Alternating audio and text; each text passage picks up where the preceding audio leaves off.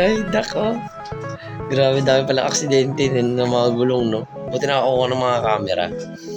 Malupit na eh. Kawawa naman. Di nakatingin dun sa side mirror niya. Ay, eksakto. Eksakto sa vulcanizing shop. Naku, sakit yan. Huwag kang yuyo ko pag gano'n. Dapat tingalain mo. Tingnan mo sa tatama para makaiwas ka. Ay! Yan kasi harang-harang sa daan. Ito tuloy. Ito pa. Natanggal lang. Pumasok pa doon.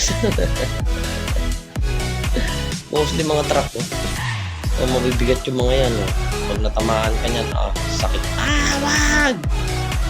Iwasan mo. Iwasan pa. Talaga.